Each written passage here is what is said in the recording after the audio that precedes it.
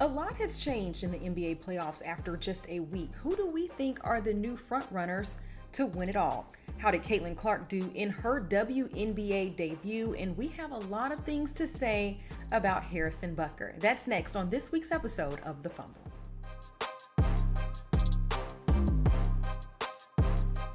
Samaria, how you feeling? You look nice today. I see you. What color is that exactly? It's not really popping all the way through, but it's popping on my end. What color? The color that you're wearing. What you mean, your top? Oh, my top. I think it's orange. Just from Aritzia. Okay, all right. I'm in my orange too. So we, you know what I mean? We're synergetically like connected. We building this relationship and this bond. Are you ready to talk some sports right now? Yeah, let's get into it. Let's do it. So Caitlin Clark had her WNBA debut this week, bringing in as many as 2.3 million viewers. It was the most watched game since the Sparks Comets on Memorial Day back in 2001. So Clark put up 20 points. She did have 10 turnovers in the Fever's 92-71 loss to Connecticut. And Rodney, what did you make of her debut?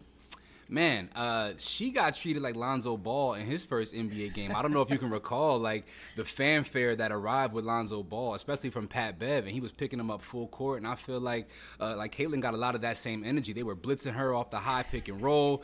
They were double-teaming her, and it doesn't help that she doesn't have the best team out there, you know, with her. Indiana obviously wasn't that great last year if they got the #1 overall pick. I felt like a solid debut. Of course, she's going to have a couple of turnovers. She is a gunslinger, but at the end of the day, I think a pretty solid overall debut considering nerves and the magnitude of her presence in the league. What are your thoughts? Yeah, this was definitely her welcome to the league moment. And unfortunately, we all watched it. 2.3 million people got a chance to tune in. But you also have to give credit to Connecticut. This is a well-oiled machine. Dejanay Carrington had her locked down all game. Yeah. And you could tell that kind of got to her a little bit. We saw that really touching moment with Aaliyah Boston and her walking into the locker room, and she's kind of like, you know, it's okay, like it's gonna get better. And so hopefully she can kind of shake this off. Like you said, I think that she did great for her. Well, not great. I think she did good for her WNBA debut. All eyes were on her, so she really did not have a lot of opportunities to make mistakes because people were going to have things to say about it. She has to just shake it off and move on. And I think she's going to be playing, once this is up, she'll have another game under her belt. So so her career high in college with turnovers was 12. So she's not unaccustomed to having a high turnover game. I think a lot of people who dominate the ball the way in which she likely will are prone to have a high level of turnovers. But overall, I think she had a great game. I do want to talk a little bit about Angel Reese's WNBA debut. I felt like it was a huge miss by the league to not have her game on national television. I didn't understand the decision behind that. She comes with her own level of fanfare. So Caitlin Clark does have a strong impact and a strong hold over Middle America, but I feel like Angel Reese also has a similar impact in urban America, which I feel like can have a cultural impact on the league. So I feel like that was a huge miss by the WNBA by not airing her game nationally. I absolutely, wholeheartedly agree with that sentiment. I really do. Also, back to Caitlin, this is going to be interesting because the WNBA, they don't have a lot of teams, meaning they don't have a lot of spots. All of the women that are out there on the floor are the best of the best, and she is going up against these girls every single game. And so we kind of saw that, but Connecticut had her number, and I think she's just going to continue to get it for the rest of the season. I also want to just acknowledge the fact, listen, I remember when the WNBA first started. Aesthetically speaking, the league is it's some fine ass women out there that can hoop. I don't know if they've been going through like some kind of beauty trends. I don't know what's going on, but I'm watching the game, enjoying the basketball for sure, but also, damn. They do look good. And shout out to Golden State and the Valkyries. They announced that, so kudos to them. That was great. And A'ja Wilson does have her own signature shoe dropping. There was a lot of commotion about the fact that Caitlin's shoe was announced first.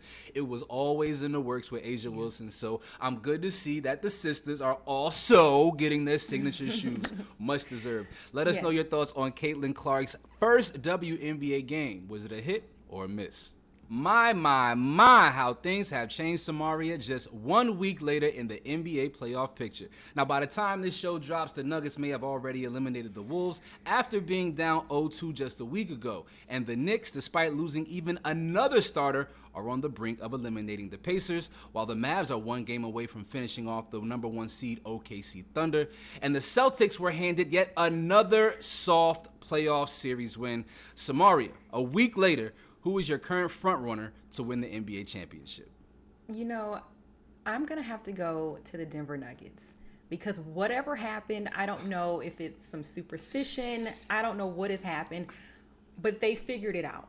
And now they're back rolling and they look like the team that we thought they were going to look like heading into this season. Nikola Jokic looking like he is the league MVP for the second straight year. I don't know what happened to Ant Edwards and the Timberwolves. I always say that these teams in these moments, it's all about the experience. And you can tell the teams that have been here before and you can tell the teams who haven't. And I feel like a little bit of that limelight, a little bit of that, the lights were too bright, I feel like, for Minnesota. I don't know what's happened. They've kind of fallen off, but I'm going to go Denver Nuggets. I feel like if they can get past this series against the Timberwolves, it's just straight up from here. Yeah, I think I know what's happened in the Nuggets-Wolves series.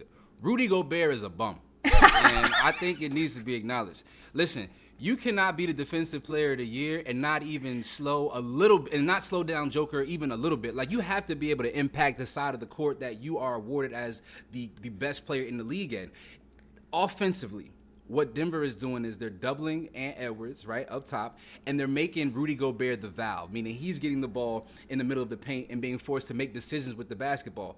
He is a terrible offensive player. I don't understand why they're not making that adjustment by putting Naz Reid back into the lineup. In Game 2, right? The Game 2 was by far and away the Wolves' best game of the series.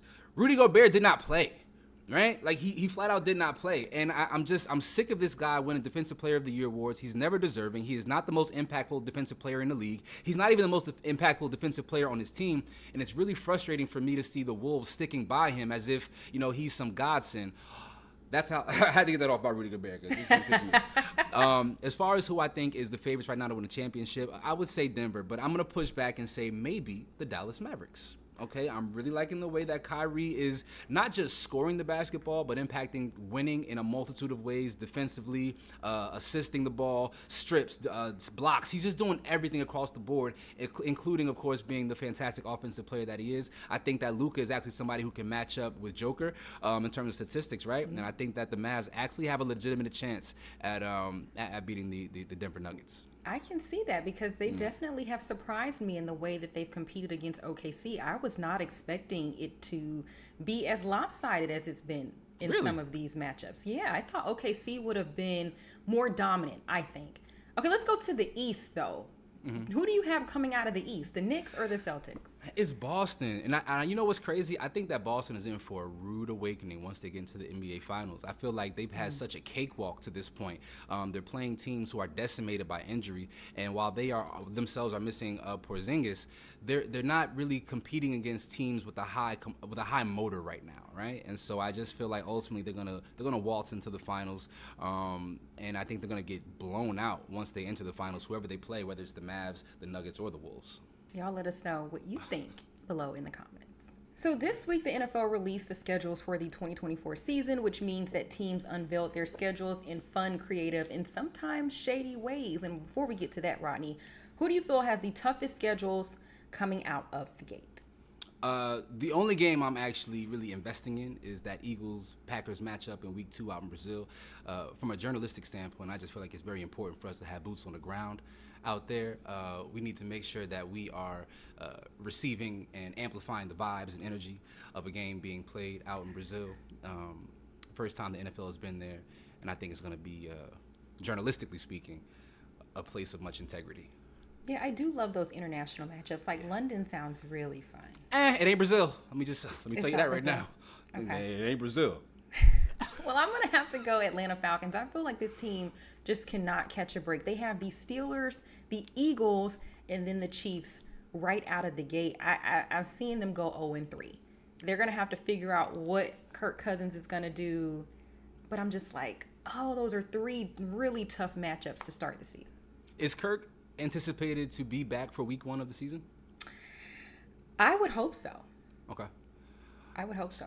So very rarely am I too invested into how teams play coming out of the gate in the NFL season. I feel like by around week 5 or week 6, you kind of get a better feel for who's actually a legitimate competitor for an NFL championship. I think with the Falcons, there is a chance that, because the Chiefs started out slow last year, right? So there's a chance that they may pick up a game or two. So don't be so down on your hometown Falcons. You never know. I'm just saying, you're being a little hard on them, sis. Okay, well, I will say though that the Falcons had one of the coolest schedule release videos. So it was NFL Street. Did you catch that? I did not see that. It was NFL Street, and they had cameos from Mike Vick and Deion Sanders. I thought it was really neat. They had a little Lake Lanier spot in there because, you know, people don't survive. They do not. I'm really jealous of the culture that the Falcons have. You know what? I am relinquishing my Giants fandom just because. Did you see them jerseys that they are wearing this year? Their alternative jerseys that look like Nazi uniforms. Have you seen these uniforms? The Giants? Oh my God! Hold on, let me go look this up. Samaria, it is disgusting. We have zero culture. Until we get rid of Daniel Jones and those alternative jerseys, I will not be participating in Giants fandom. It is embarrassing the kind of culture that we have. You looking at it? You see it? They're paying homage to the earlier teams that used to play with soft helmets. That's what it looks when like. they didn't allow black people in the league. I'm good, yo. I'm the Jim Crow uniforms. I'm good on, bro. Just holla at me later. Okay, did you watch though any of the team's videos, Rodney? Did you watch any of the team's videos? The unveiling of the schedule. No, I didn't, because my team is an embarrassment. So if my team is trash, I'm tapped out. Okay. I don't care. Well, the Chargers had the best. Okay. They were Sims, right? And so they featured this was like the Falcons cannot catch a break. So when they said they're going to play the Falcons, they had everybody at the club, their little Sims at the club. Kirk Cousins is the DJ. When Michael Penix walks in, the music stops. And they also, for the Chiefs, they also had Harrison Butker in the kitchen. We're going to talk and about outside. Harrison Butker. We're going to listen. In the We're going to garden. talk about Harrison Butker. Yeah. Yeah. Move us along. Actually, let's move along so we can get to Harrison Butker ass. Yeah, let us know who y'all thought had the best NFL schedule release. It's time to talk about some damn Harrison Butker. All right, Samaria. 2 years ago, I had to watch Kyrie Irving get absolutely eviscerated. He was labeled unintelligent and anti-Semitic for posting a link to a video that Amazon was selling. He didn't produce or contribute to any part of the film being made, but his punishment was heavy.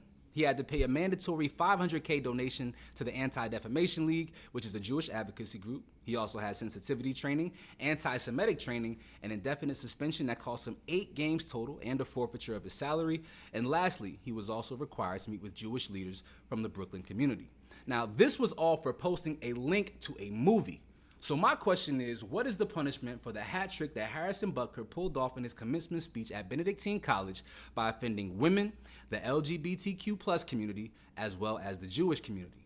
Now, granted, I recognize that the NFL and NBA operate very differently and are culturally worlds apart in how they respond to societal issues. The NFL only seems to react when fans' outrage exceeds the excitement or anticipation for their product in a given week. For example, you could see Ray Rice, right? But ultimately, even the voice of the people doesn't supersede the desire of the wealthy. We can see Colin Kaepernick as an example of that. Or better yet, how about Riley Cooper? But in the season after becoming a 24-hour Swiftie media platform, is the NFL now willing to alienate its new and growing female fan base by allowing a member of the team that unquestionably defines a decade to reduce women to housewives and baby makers? Like, I want to know, how will the NFL treat its brightest star, Patrick Mahomes' insurance policy, who rebukes science in the form of IVF?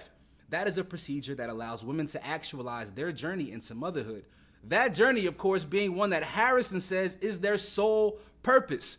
So the fumble of the week is going to the NFL because ultimately, I just feel like they're going to get this wrong. Maybe it's because Butker isn't important enough for the masses to care, so the backlash won't be loud enough. Or maybe it's because the NFL just knows that regardless of what position they do or do not take on any issue, people are still going to watch. In which case, maybe it's us, the viewing public, who are fumbling. I mean, first of all, that was beautiful. Thank you. Bravo, Rodney. Thank you so much, because you literally laid all of that out. And I can just remember my college graduation and just having my ears open to the commencement speaker, just taking all of that in. And I could only imagine having Harrison Butker up there as my commencement speaker, basically telling me that all of my hard work was in vain, and that I should be in the home and I should be, having children, and all of those things are great, but who are you to tell me what I'm supposed to do? I just can imagine all of the people that were offended sitting in that room, from the women to the LGBTQ community. He was telling men not to let society emasculate them. It was just so much rhetoric that he was spewing that was just completely unnecessary for the occasion. Usually when you think of commencement speakers, you think of people saying, good job, congratulations, don't give up, go and live your dreams. You don't hear this type of rhetoric. I mean, he could have, if he wants people to listen to that, like, create a podcast or say this on a YouTube channel. Like, I think that was the wrong place, wrong time. But I agree. The NFL probably deserves the fumble of the week, because they probably will get it wrong. And like you mentioned, they got so much attention from female viewers this past season because of Taylor Swift. And so it's going to set a precedent. Are you going to do what's morally right, in my opinion, or are you just going to turn a blind eye? And unfortunately, I think they're going to turn a blind eye because there's so many people in our society who agree with Harrison Butker. Yeah, the NFL did release a statement saying they, were not in agreement with Harrison Butker's commencement speech, but they're in a weird place right now, because there is a real investment into the female fan base, and so now we really are going to figure, we're going to see in real time what the NFL's priorities actually are as it pertains to their female fan base. Is it a genuine connection that you're trying to build, or are you just trying to tap into an underserved market and get more viewership? One way or another, we're going to find out really soon. Let us know your thoughts on Harrison Butker's commencement speech at Benedictine College. If you agree, I definitely want to hear from you. Let us know your thoughts in the comments section. Well, that is all for this week of The Fumble. Thank you all for joining us for another episode. We had fun today. And make sure to subscribe to The Fumble and at The Fumble Sports on our social media platforms. Of course, we deliver the latest in sports every day on our YouTube page with Jackie Ray, and every Friday right here at The Fumble with myself and my co-host, Rodney Rakai.